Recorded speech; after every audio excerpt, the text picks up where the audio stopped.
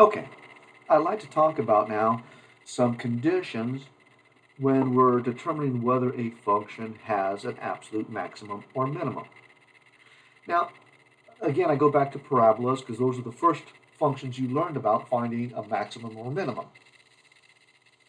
Now, every parabola has either an absolute maximum or an absolute minimum. So taking a look at this one, if the parabola opens up, it has an absolute minimum. If the parabola opens down, then it has an absolute maximum. But not all functions have that. For instance, if I was to change this to a cubic function, it has no absolute maximum or minimum. I might even have some terms in there, but still no absolute maximum or minimum.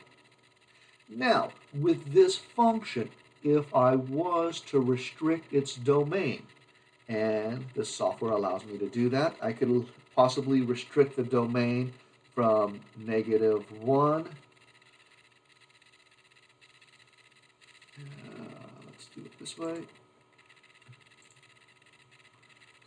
X, which is less than or equal to 2.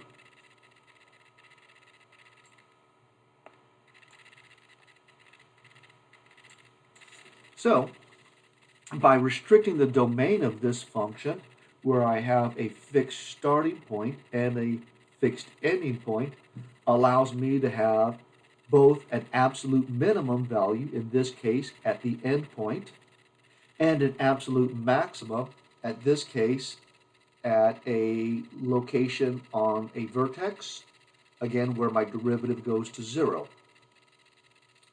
But again, even restricting the domain of a function does not guarantee an absolute max or minimum. For instance, if I was to look at something like this,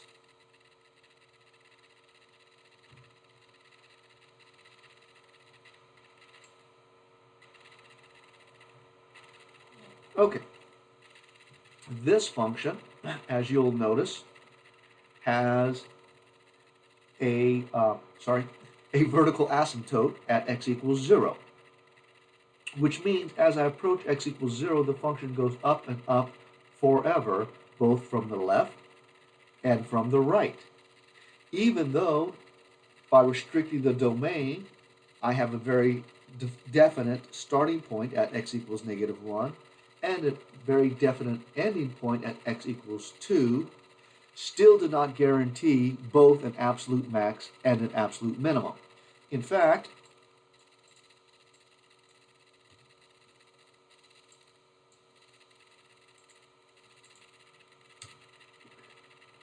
in this case, very similar function. It starts at -1, it ends at 2, but this function goes down forever as I approach 0 from the left-hand side, and it goes up forever from the right-hand side. So this leads us to having to come up with a basis for what exactly will guarantee you to have an absolute maximum and an absolute minimum. So I want to go back to the book. This is called the extreme value theorem. And let me zoom in a little bit on this. And let's see how this reads.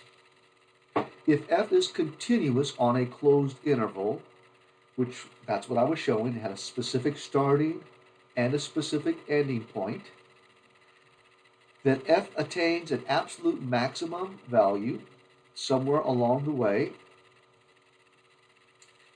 and a minimum value somewhere along the way, where both those x values are inside of a and b. But the key word we're looking for here is continuous. So going back to our graph, this is not a continuous function. It is not connected at 0. So that is a condition that you must have to guarantee. Again, it doesn't mean that a non-continuous function doesn't have a max or a min. It's possible it does. And it doesn't mean that I have to have a starting endpoint or a beginning and endpoint, because I don't. A parabola defined on all real numbers from negative infinity to positive infinity will always have either an absolute max or an absolute min. So what we're talking about is guaranteeing. So that's what the extreme value theorem says. You're guaranteed, if you have a continuous function that is on a closed interval, then you will have both an absolute max and an absolute minimum.